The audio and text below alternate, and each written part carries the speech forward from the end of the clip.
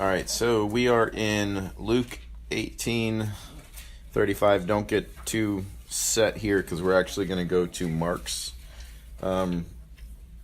record of this event. As is kind of the norm, Mark actually has a lot more information than Luke does in some of these events.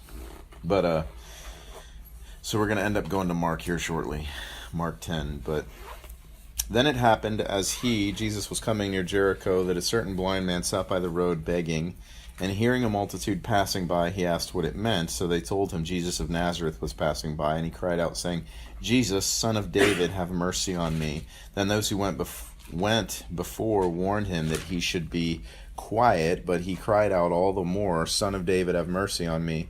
So Jesus stood still and commanded him to be brought to him. And when he had come near, he asked him, saying, What do you want me to do for you? And he said, Lord, that I may receive my sight. Then Jesus said to him, Receive your sight, your faith has saved you. And immediately he received his sight and followed him, glorifying God. And all the people, when they saw it, gave praise to God. So if you would turn with me to Mark chapter 10. So just real quick, got to deal with a couple little issues with this passage. This is the passage of blind Bartimaeus. You're going to notice in Mark here as we read it that it's slightly different. And if you were to go to some of the other records of this event in the other Gospels, you'll find that there are some details that are slightly different in the different events. And I just want to deal with them real quickly. So Mark chapter 10, verse 46. Then they came to Jericho, and as he went out of Jericho with his disciples and a great multitude, blind Bartimaeus and the son of Timaeus sat by the road. Now, you can look this up for yourself, but I think it's in Matthew's gospel. One of the other accounts, it actually says as they were coming into Jericho, they encountered blind Bartimaeus. And this is actually something that was one of those passages where see, the Bible's not inerrant, it contradicts itself. But in the last 100 years, archaeology has proven that they're actually both right. At this point in time, there was an old Hebrew city of Jericho, and there was a newer Roman city of Jericho, and they didn't overlap. They were actually separate. They were next to each other. Scholars have explained that the reason one account says they were leaving Jericho is because they were leaving the old Hebrew city of Jericho, and the other account says they were coming into Jericho is because they were leaving the old city of Jericho and apparently coming into the newer Roman city. Again, this is one of those elements in the Gospels that people who study such things will tell you is actually endemic to a true story among multiple witnesses, is that there isn't this perfection in or should I say a mirroring of the account being recounted. One of the other things that has to quickly be dealt with is that in one of the other passages, there are two blind men, not just one. It's not just blind Bartimaeus that we're told about in the other. I think it's Matthew again, gives us some other information that there were two men that were begging and were blind, and that they both got healed. And so again, one of those issues where skeptics like to say, see, it contradicts itself. Well, it doesn't contradict itself firstly, because this doesn't say there was only one man. This just only tells us of one person. If you were to ask me how fishing was last weekend, if you were to ask me that, it would be very likely that I would say, dude, it was awesome. I caught a really big redfish, and Chad caught a really big trout. And you'd be like, oh, that's cool. Well, and then 10, 15 minutes later, someone else might ask me, say, hey, how was it fishing with Chad and David last week? And I say, well, Chad caught a really big trout, and David caught a really small trout. And you might be like, oh, he's telling a lie. Why does one story? Well, it's extremely normal in recounting of stories for someone to recount facts of greater pertinence depending on the hearer or the person that's listening. That actually did happen, by the way. But it would be very normal for me to leave out the little tiny trout that David caught in recounting the story, and more focus on the really impressive trout that Chad caught, or on my really, really impressive redfish. But depending on who I'm talking to, I might not even, if they don't know Chatter David, I might not even mention Chatter David's fish. I might just say, yeah, dude, I caught a really nice redfish last weekend. And those are not mutually exclusive statements. They are not, they don't contradict each other. And so it's very simple. Again, it's actually one of those things that the people that study such things and that study, witnesses and how to tell if someone's telling the truth will actually tell you if there are multiple witnesses and their stories perfectly line up, that red flags should be going off because there was some sort of collusion and they intended to deceive, and so they had to make sure that their stories were straight. So, diving into the passage, 3 things that are a great cause, a cause of great disillusionment to many people. 3 things we're going to see that are a cause of great disillusionment in people in dealing with something very specific, and hopefully it will become apparent as we go through this. So, verse 46, then they came to Jericho, and as he went out of Jericho with his disciples and a great multitude, blind Bartimaeus, the son of Timaeus, sat by the road begging. And when he heard that it was Jesus of Nazareth, he began to cry out and say, Jesus, Son of David, have mercy on me. Then many warned him to be quiet, but he cried out all the more, Son of David, have mercy on me. Now the second cry out in the Greek is very different. It actually means to like scream vehemently, to almost be out of control. So Jesus stood still and commanded him to be called. Then they called the blind man, saying to him, be of good cheer. These same people who told him to shut up 15 seconds later are now telling him to be of good cheer. Rise, he is calling you. And throwing aside his garment, he rose and came to Jesus. Now, I've heard people say that he was throwing aside his begging garment here. I did a lot of research on this particular word. The word is the same exact. It's the generic Greek word for the outer garment. It's actually used in other places in the New Testament for the garment Jesus was wearing. So it's an error. I've heard people say here that this garment that he threw aside, it was his begging garment. Well, the word doesn't imply that. Now, he was a beggar. There could be some element that everybody knew who he was and his garment was the garment that he begged in. I think it's a stretch to say that it has any implication further than that, except to say this, that we know this, those of you who know anything about this time period, anything, that's all of you, know that when people ran, they did not run with their outer garment on. They would usually take the outer garment off because it was long and flowing, and it would trip you up and you'd face plant, and they would have their inner garment, and they would gird up the inner garment so that that wasn't hanging down, and then they would run. So the overwhelming likelihood is that he left the garment. He did it so that he could run to Jesus out of excitement, but also not wanting something to get in the way of coming to Jesus. And there are obvious implications there, but we're not going to necessarily really go down that route. I don't think that's what God wants us to focus on tonight. And Jesus answered and said to him, what do you want me to do for you? And I think that's probably one of the most, not that it's recorded in Scripture this way, but I think that's one of the most common things that God asks people who come to him. What do you want me to do for you? And let's be really clear. It's kind of like the parent who's asking you when you're coming to it. It is a test. I think it's not a test with malicious intent, but I think it's a test to see where your heart is and that you might see where your heart is. What do you want me to do for you? And the blind man said to him, Rabboni, that I may receive my sight. Then Jesus said to him, go your way, your faith has made you well.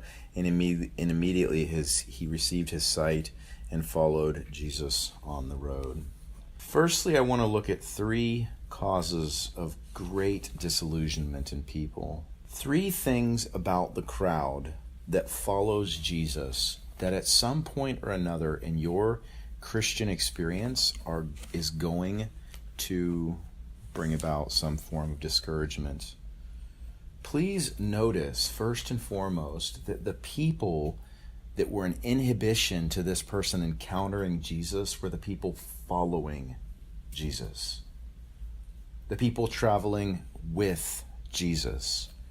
It could even be said that these people following him represent the church, though I think, I'll be honest with you, that's a bit of a stretch. I think the church has more devotion in it and far more committed believers than a crowd like this might have. But I think some churches probably resemble this crowd to a great degree.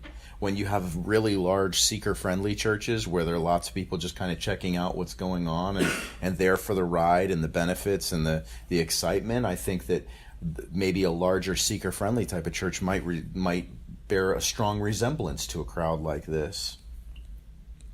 And I will tell you that there's probably nothing more discouraging or disillusioning to the average seeker of Christ than possibly the church in many cases. The people that are surrounding Jesus. And there are a lot of misnomers about this. But I want to look at 3 things about this group of people surrounding Jesus, following Jesus, that I see value as relates to the church. And I want you to notice first in verse 48 their ignorance. Verse 48, their ignorance.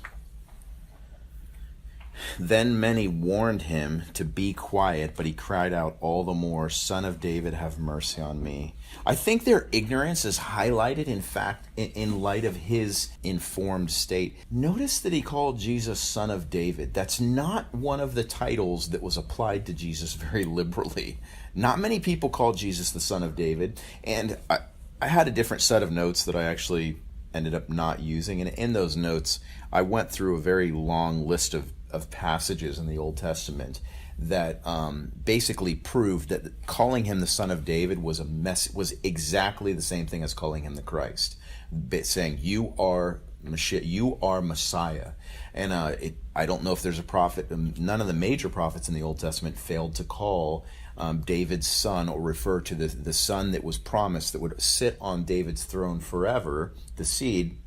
It was clearly messianic. Jeremiah, Isaiah, all of the major prophets that I can remember, and even some of the other prophets, very clearly attribute that promise that God gave David, that he would always have an heir to sit on the throne, is very clearly talking about the Messiah that was to come. And that's not, I don't think anybody would argue that.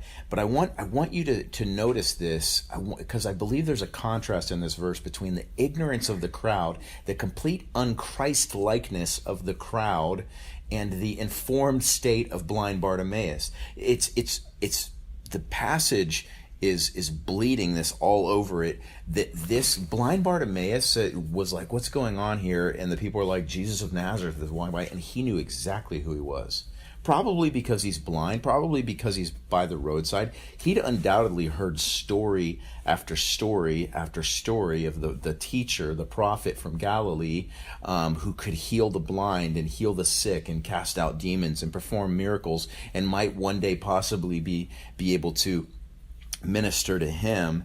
But blind Bartimaeus is quite informed. He knew once they said it was Jesus of Nazareth, he knew exactly who he was.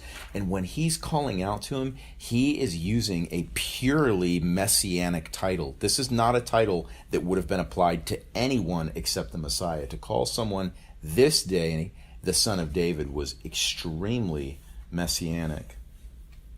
But I want to note the ignorance of the crowd. And I think it's worth noting that there is a ton of ignorance in the church. And I don't necessarily mean this church, but I pray that it would never be a mark of our church, of our body of believers, that we're ignorant of who Jesus is and what he really stands for. So much so that these people are doing the exact opposite thing that Jesus would have them do.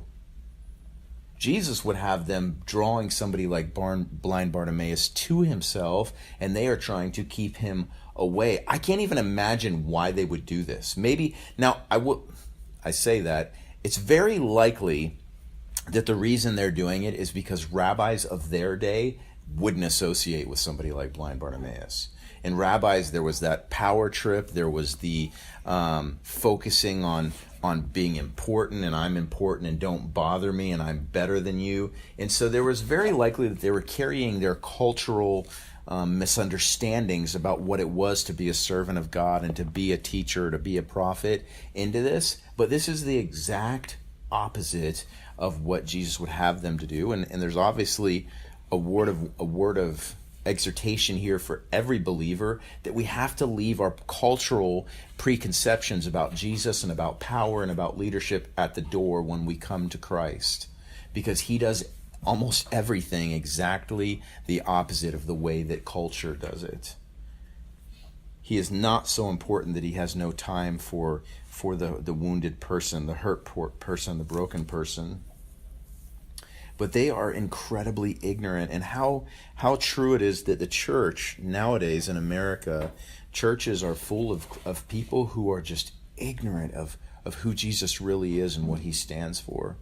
So much so that you can go to some churches and they will tell you to live lives completely opposite of what Jesus. They will tell you that you should be embracing homosexuals and that you should be, and I'm not saying we shouldn't be kind. We should be kind to homosexuals. We should be loving to homosexuals. But they'll teach you that you should be telling them that they're okay and what they're doing is okay and they can be in right standing with God while practicing that lifestyle. That's not okay. Jesus is not okay with that. I mean, the book of Romans couldn't be clearer when it says if those people who do these things, talking largely about homosexuality, but then also all of the other vices that are so common, were common in the Roman Empire and are also extremely common in America. He says not only the people that are doing these things, but the people who are favorably approving of the people that are doing these things will not inherit the kingdom of heaven. And we have what is becoming a very real problem, the political nature of our culture now, where our culture is so divided and it's become very divided politically. And I would say, my opinion is that it's largely because there are a group of people in the United States, both of one persuasion and then a group in the other persuasion as well, that they genuinely believe the best chance we have as human beings for change is politics. And nothing could be further from the truth. It isn't the best change. Yes, I vote. Yes, I talk to my family about voting because there are issues that we must take a stand on. We must take a stand on the sacredness of marriage as God defined it. We must take a stand against the cultural mores that God has told us to take a stand against. We must do that. But on the flip side of it, I don't for a second believe that we're going to politically reform the world into a better place. But there are a lot of people that do. And the Christians that think that way, it's deeply flawed for us to think that way. We do need to be praying, but we need to be acting, but we need to be doing more praying and less politicizing. It's hard, though we live in a day and age where we're being attacked on all sides politically as well. But there is such ignorance in this crowd. It reminds me of something Francis Schaeffer said in Escape from Reason. And you have to... I'm reading from 4 books tonight, and all of these books are a little heady, and there are going to be terms in this passage that you wouldn't understand unless you read the book, and I'm not going to explain them because it would take too long to explain them. Hopefully it will whet your appetite to read the book if you haven't already read it. But Francis Schaeffer says this near the end of Escape from Reason.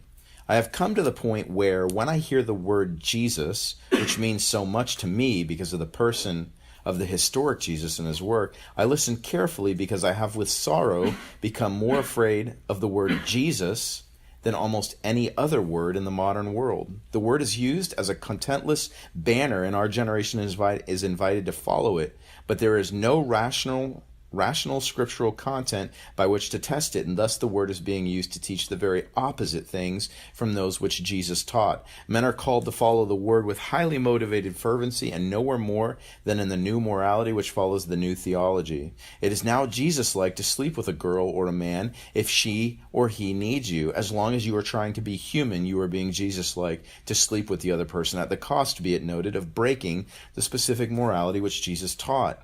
But to these men this does not matter, because that is downstairs in the area of rational scriptural content.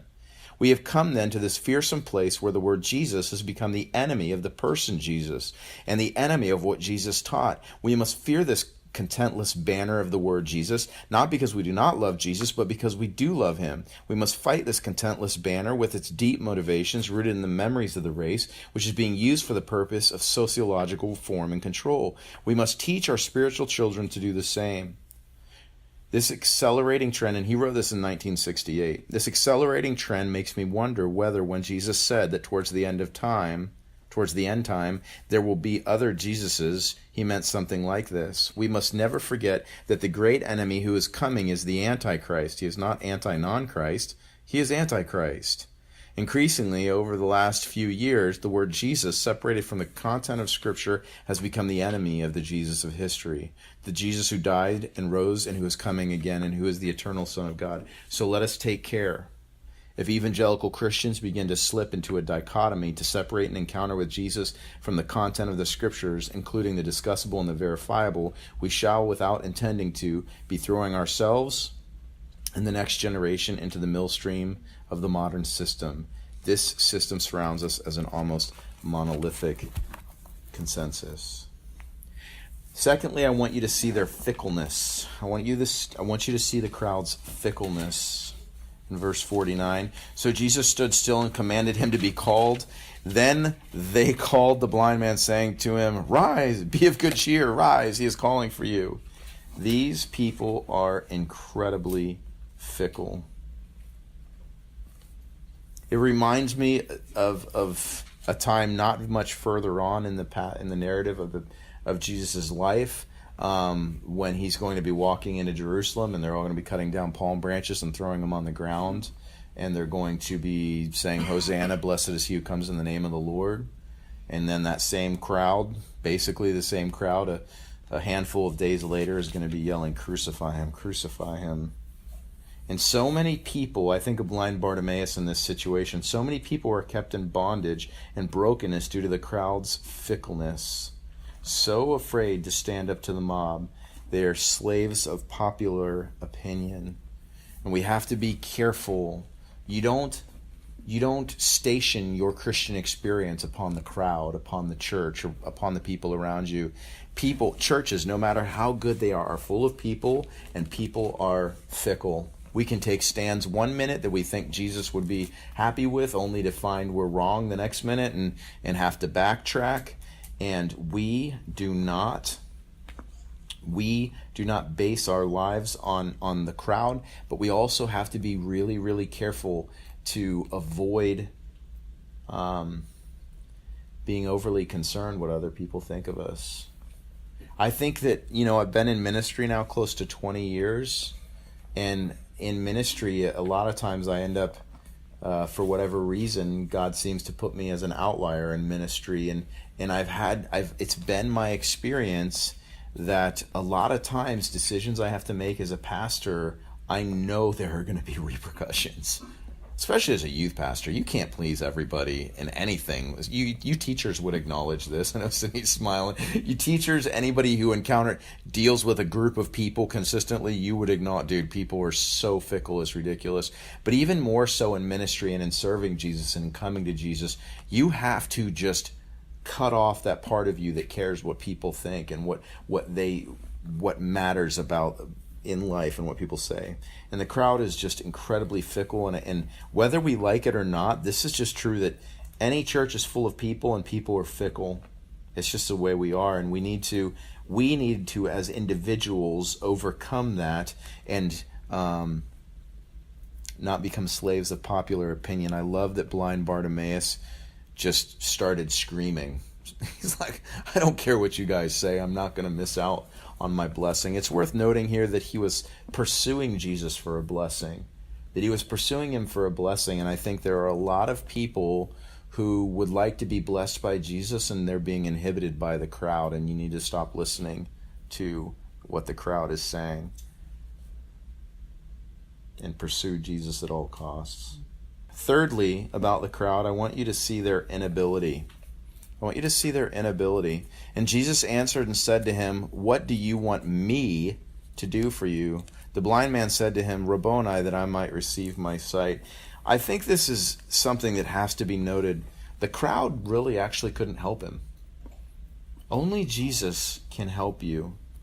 And I don't think this is going to be surprising to any of you guys, but I think I've experienced this, that there are people who come into churches and they think the pastor's going to solve all their problems. Like, oh, my marriage. People oftentimes start coming to church in their midlife or later in their life because of marital problems, or because something really drastic with their child has happened, like they've overdosed on heroin, and all of a sudden it's like, oh, wow, things are really messed up. I need to do something different.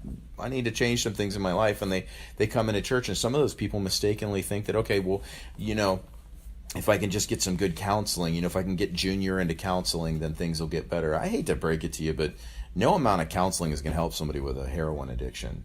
They need to encounter the Christ. And only an encounter with the real living Christ is going to change someone in a situation like that. And that's true, obviously, of something as extreme as a heroin addiction, but it's just as true in problems that don't seem as powerful or as sticky, that Jesus is the only answer. And it's been said that the church is like a hospital, and I actually basically agree, except that there's a general misunderstanding with that I think some people think that if a church is a hospital, then the pastors are the doctors in the hospital, and that's just simply not true. The pastors are other patients that are in the hospital. We're all patients in the hospital. Now, it's true, the pastor may have been at the hospital longer. You might have just gotten there in the last 2 or 3 years, and that pastor may have been a patient in the hospital for 10, 15, 20 years now, and so he may know at any given time where the doctor is likely to be. And I might be able to point you in the right direction to where the doctor is. Oh, I think he's on the 7th floor right now. That's usually, he's making his rounds on the 7th floor this time on a Tuesday or something like that. And so I'm not completely negating the place of spiritual eldership or maturity. But I will tell you this, that no one in the crowd is going to solve your problems. No one in the crowd is going to solve all of your problems. And yeah, admittedly, I've been in the hospital for 20 years. I have some advice. I might be able to give you a piece of advice on something that worked for me with that particular ailment. Yeah, and that can be of some good. But if you, as a believer, have been in the hospital for 5 or 6 or 7 or 8 or 10 years, and you've been mostly going off good advice from other patients that have been in there longer, that's fine, that's good. But there is a point where you need to move beyond the advice of other patients and encounter the risen Christ yourself. You need to seek him for yourself. I know I've told most of you guys this story, but I will tell you this again. This truth was driven home to me in Bible college. Right in the period of my life where I thought I really had it together and I thought I was the answer to people's problems. One of my dorm mates was having some sort of issue with his girlfriends. Can't imagine why he had an issue. But, he came to me one night and he was kind of distraught. And at the time I didn't know he had more than one girlfriend, sort of girlfriends, whatever. He was really struggling, and he came to me, and it was crazy because I was walking in the dorm, and he's like, hey, I need to talk to you, and I felt really clearly God speak to me. He said, I don't want you to counsel him. I want you to tell him to seek me. And so I'm like, all right, and so I was like, hey, dude, I think you need to just stay in the dorm tonight and spend some time alone with the Lord and seek the Lord and see if he'll speak to you.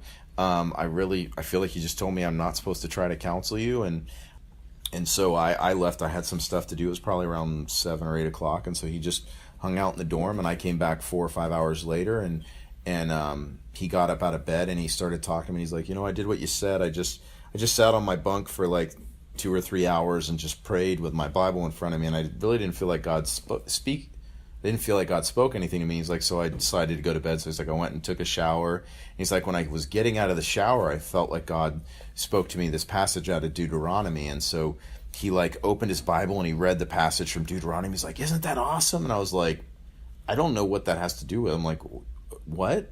And he's like explaining his situation and he's unpacking all this stuff. And I'm still like, okay, and I didn't totally understand and then it all started to fit together, and it was crazy because I was really struck after he explained it all, and God did speak to him that night, and he was really powerfully impacted by it. I was struck by the fact that even if he had unpacked all of the things in his life, the answer to his problem, the solution, was not where my mind would have gone, if that makes sense. It wasn't like 5 + 5 + 5 is 15. It was one of those situations where I really didn't know the answer to the problem.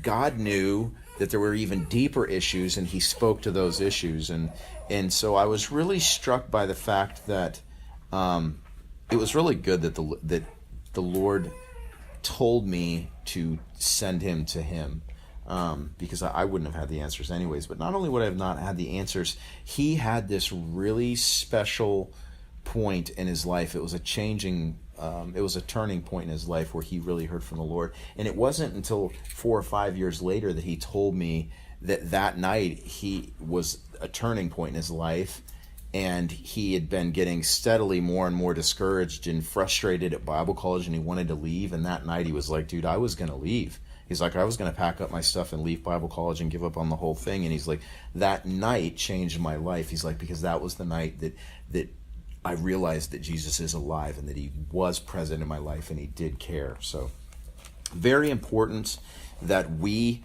be those who point people to Jesus. I remember someone asked Ruth Graham about a problem they had encountered where they had been witnessing to somebody, and the person was like, yeah, but I can't stand Christians. Christians are, I get it. I understand who Jesus is, but Christians, I'm just so frustrated with Christians and fake people and all of this. And this person was really having a hard time ministering to these people, and they came to Ruth Graham and they said, well, what do I say to these people? And she said, very simply, she said, you're not offering this person Christians, you're offering them Christ. And there has to be a distinction. And I say that not only as an answer to the Christians that you can say it, but the truth is that people have to understand that they are coming to Christ. They are not coming to Christians per se. I think about the fact that Gandhi, when he was studying in England, he actually became so impressed with what he heard and what he read about Jesus that he actually tried to go to church, and they wouldn't let him in because of his skin color and how horrific that is. And I personally think there's a really good chance that we might see Gandhi in heaven. My vote is yes, we probably will, because we look at his life and we see what he did with what he knew, and I think there's a decent chance we might see Gandhi in heaven. Surprising thing, but I wouldn't argue about that. I'm just saying it's an interesting point. But I think about how many times Christians have been the stumbling block for people coming to Christ. And so a few things I want to note before we move on to the next 3 points. In light of just encouraging people not to throw the baby out with the bathwater. One, not all followers are the same. That's like so obvious in this, right? There were at least 12 people following Jesus who were more committed than the other 120 or so, and which were more committed than the other multitude that was surrounding him. But not all followers of Jesus are the same. Secondly, not all churches are the same.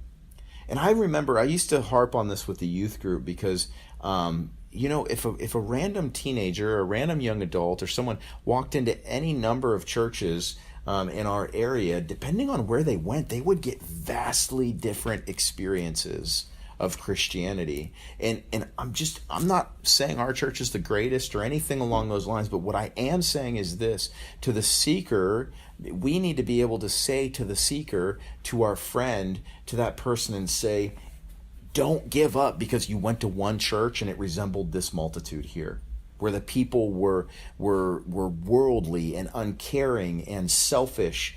Just because that was your experience, that's not how all churches are. Not all churches are the same. So, I have a question then. Why does God allow people who follow him to make it so difficult for us? Why does God allow people to follow him who end up making it so difficult for us, for seekers?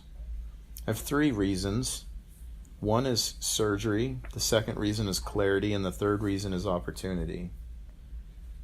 Surgery. The first reason that I think of as I was meditating on this week, and to be honest, I have to be really honest with you, when I asked myself this question, when God asked me this question, I think, I didn't have an answer to it.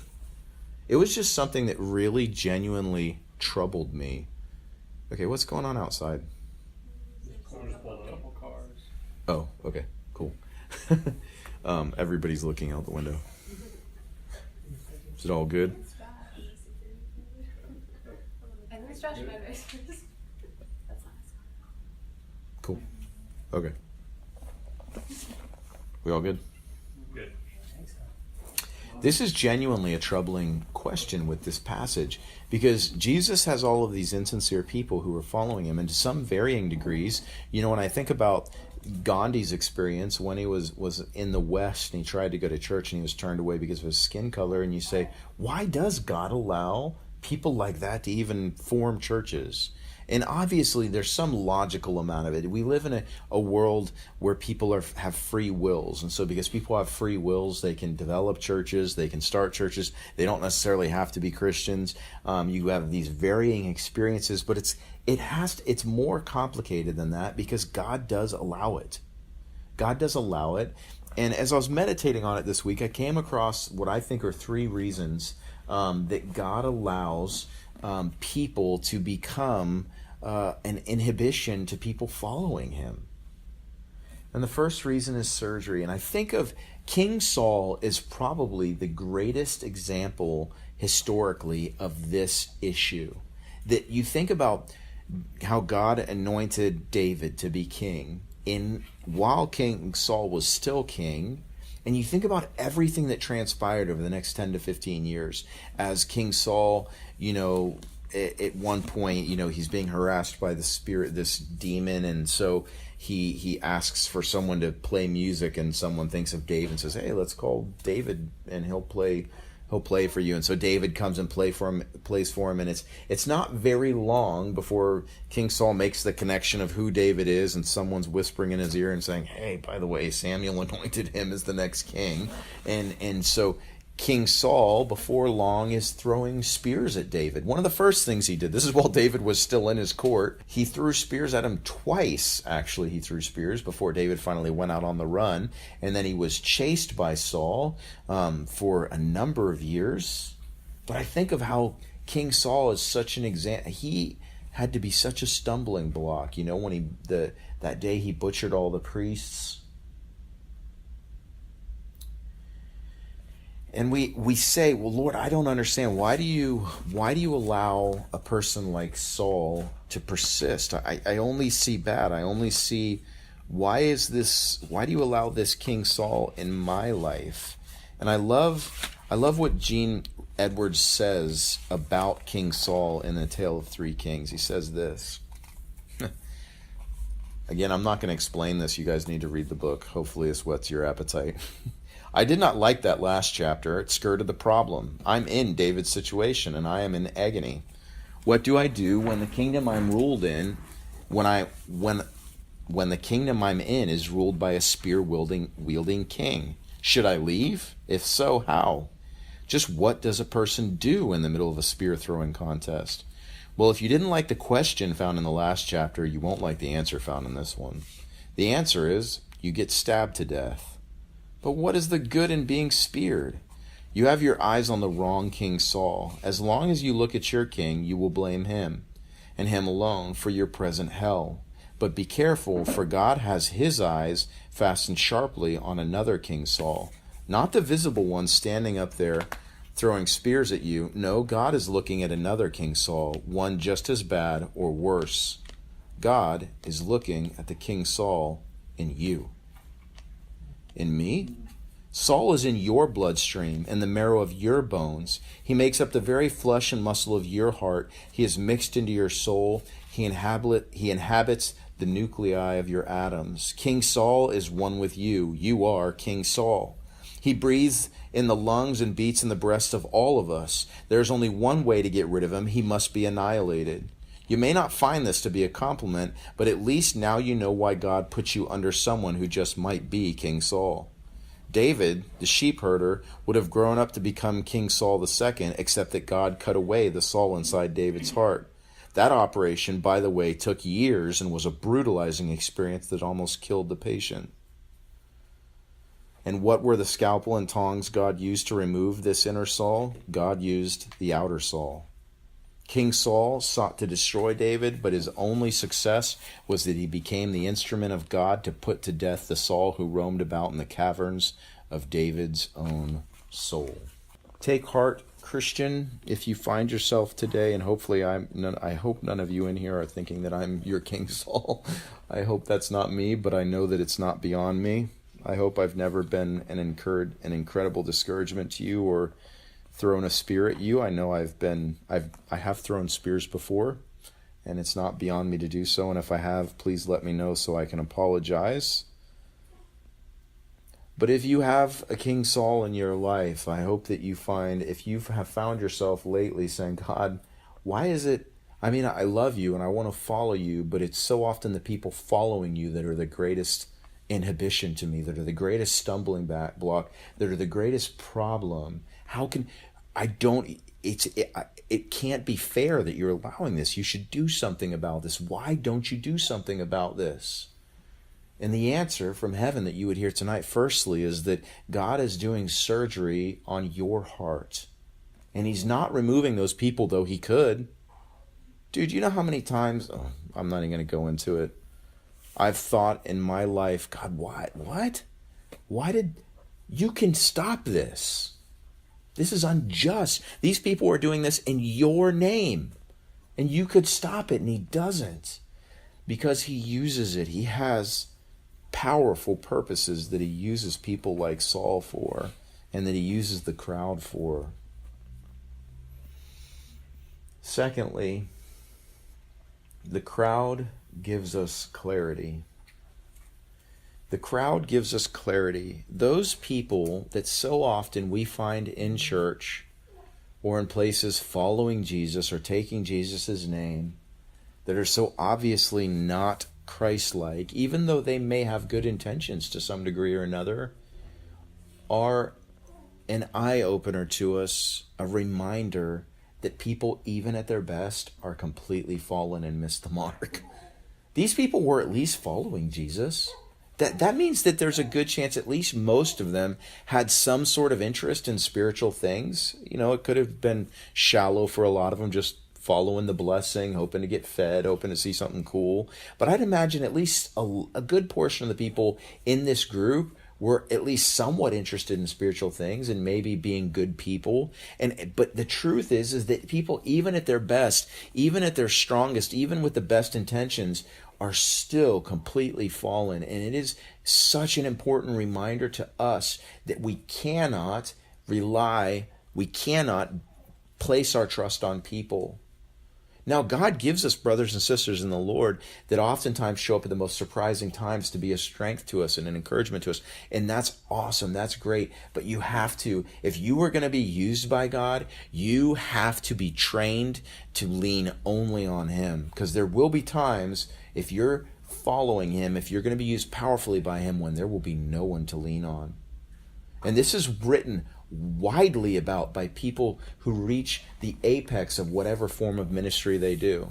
I think Andy Mineo even wrote about it in a song recently about how he has no one. When you're at a place where he is, who do you turn to talk to about your problems? Who do you trust? I have to be honest with you. I totally understand how he feels. So many people rely on you, and you have no one to turn to at times, and it feels that way. And if you don't learn the lesson of being able to lean solely on Christ, you will not make it when times get really tough, when there are no friends close by. And there are always friends close by. And God honestly has a purpose to break our reliance and many people's unbridled optimism about and upon people. I think about this week, I already mentioned it beforehand, I don't want to reference it specifically, but I think about this week that there was a video circulating Facebook that I saw Christian after Christian share, and it was all about self-esteem and self-worth and be your own hero, like you being your own hero. It was the biggest pile of elephant dung I've ever heard in my life that Christians kept reposting, and I was like, how can you read the Bible and love the God I love and hear what he says and think that there's any room in any part of that for being your own hero? That is the dumbest thing I've ever heard in my life. And it is antichrist. But, so, the unbridled optimism about human nature that's so prevalent in our culture. It's disgusting. But God gives us this clarity that breaks our reliance on human nature. I like what Revel and Roy Hession say in We Would See Jesus about why God allows. It's partly about why God allows difficult people in our life and why he sends us into ministry other than just to be successful. I think most Christians think that he sends us into ministry just to be successful and win souls. And it's partly to win souls, but it's just as much, if not more, about the ministry being the very potter's wheel upon which God can mold you. In light of all this, we can see how far short the goals we set ourselves, goals such as service and activity for God, and the finding of special inner experiences, fall from the great goal God has purposed for us. To concentrate on service and activity for God may often actively thwart our attaining the true goal, God himself. At first sight, it seems heroic to fling our lives away in the service of God and our fellows. We feel it is bound to mean more to him than our experience of him. Service seems so unselfish, whereas concentrating on our walk with God seems selfish and self-centered. But it is the very reverse. The things that God is most concerned about are our coldness of heart towards him and our proud, unbroken natures. Christian service of itself can, and often does, leave our self-centered nature untouched. That is why there is scarcely a church, a mission station, or a committee undertaking a special piece of service that is without an unresolved problem of personal relationships eating out its heart and thwarting its progress.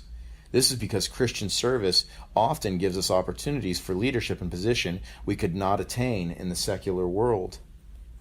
And we quickly fall into pride, self-seeking, and ambition.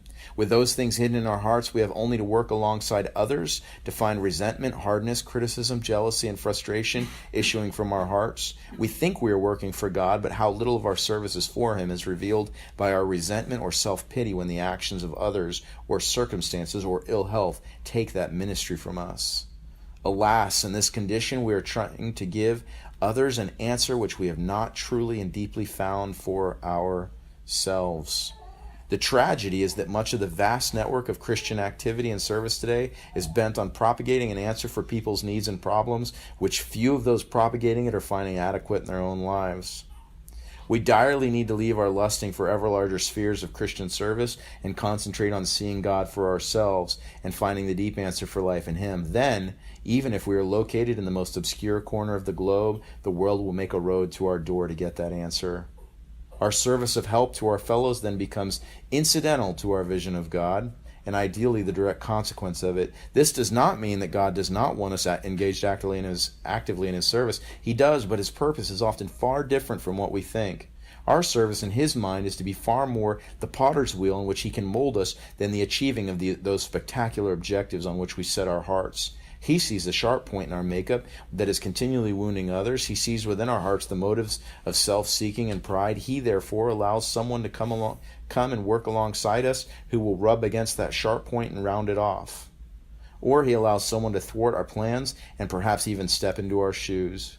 If we are making service for him an end in and of itself, we will be full of reactions. We will want to fight back or break away and start an independent work of our own. And we become more self-centered than ever.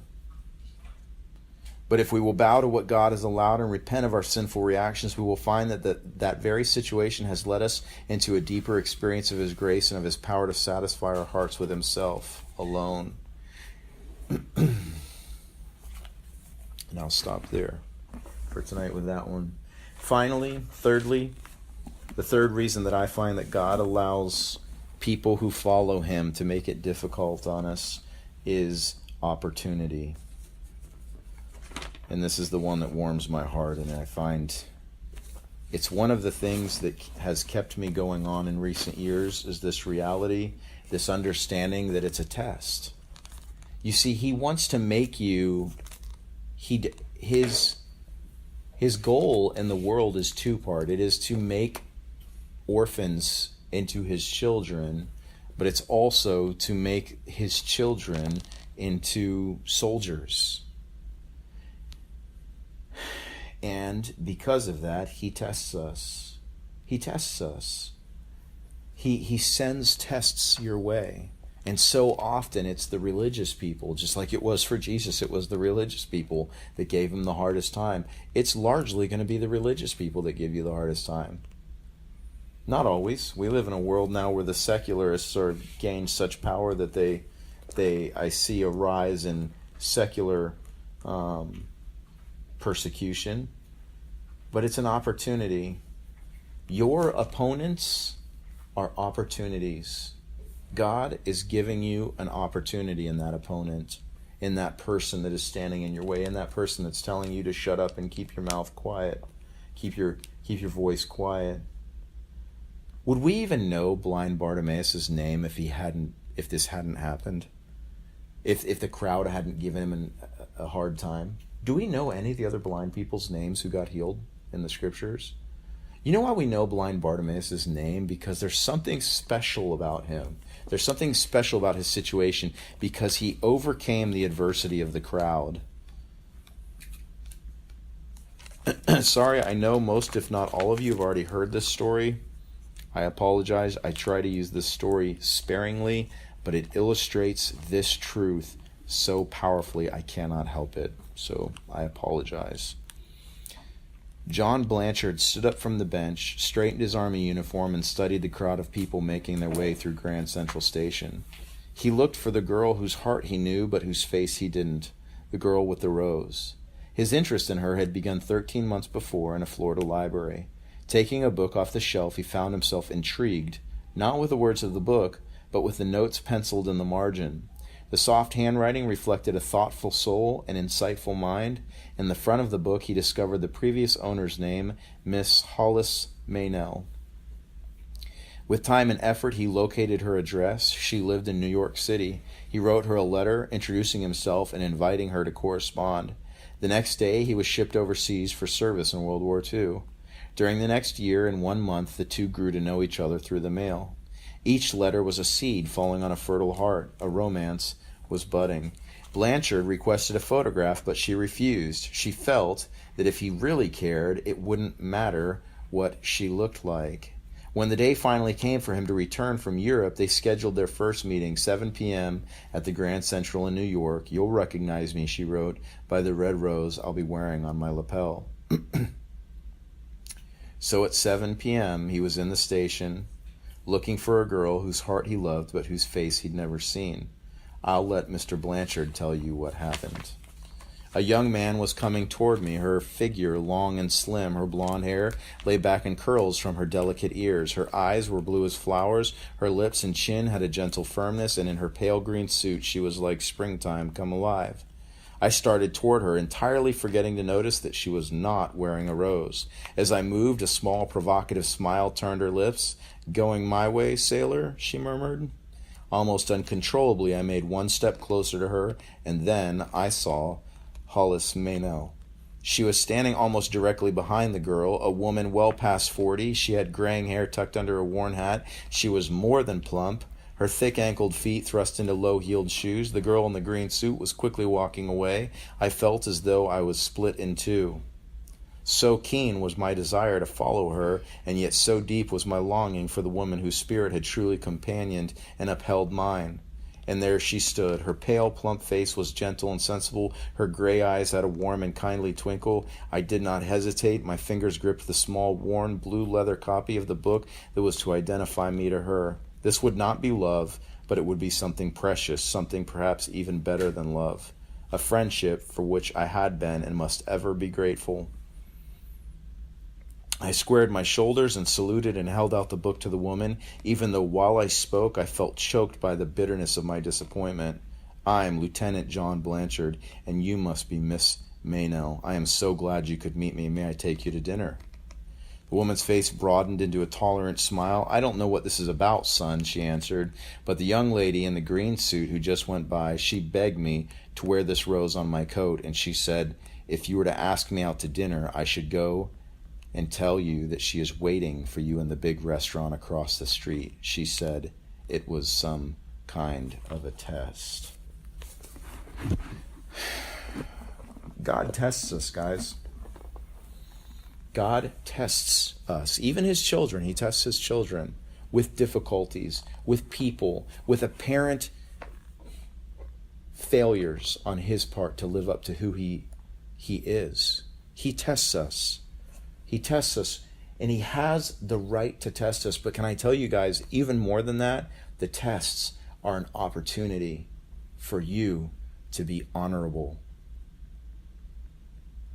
An opportunity for you to be great. Do you know why this story it's recounted? Why it's probably warmed the hearts of tens of millions of people? It's not because she tested him. It's because he passed. It's because he passed. Unlike millions of other men who would not have passed that test, he passed. And I tell you guys the truth, you can keep looking at your opponents and your opposition and focusing on the fact that it's unfair that God is allowing this opposition in your life, this difficulty in your life, and you can keep having a pity party over the difficulty, or you can see it for what it really is. The test is an opportunity for you to be great. For you to be great. I'll finish with a verse from Romans. I think most of you probably know where I'm going. I feel like I read this verse a lot. I apologize if I do. But it's something that's been ringing more and more true in my heart over the recent years, especially having a son and being a man myself and desiring to be pleasing to God. Romans 2 verse 4 says this, do you despise the riches of his goodness, forbearance, and long-suffering, not knowing that the goodness of God leads you to repentance? And then moving down, verse 5, but in accordance with your hardness and your impenitent heart, you are treasuring up for yourself wrath in the day of wrath and revelation of the righteous judgment of God, who will render to each one according to his deeds. Interesting. Eternal life to those who by patient continuance in doing good seek for glory, honor, and immortality. So are we saved by works? No, but if you're saved, you'll have works. Who will render to each one according to his deeds. Eternal life to those who by patient continuance in doing good seek for glory, honor, and immortality. And let me make it really clear, because there are people who would say, oh no, we don't seek our own glory. We seek only God's glory. This is clearly talking about, no, it's actually not talking about glory for God. But to those who are self-seeking and do not obey the truth, but obey unrighteousness, indignation and wrath upon them. Tribulation and anguish on every soul of man who does evil, of the Jew first and also of the Greek. Verse 10, but glory, honor, and peace to everyone who works what is good. I find myself, the older I get, and maybe it's just because I'm turning into an old man, but I want to be honorable. I want to stand before God and be found in his presence in such a way that he will give me a crown. And maybe it's not so much that I want it for myself, but have you ever noticed that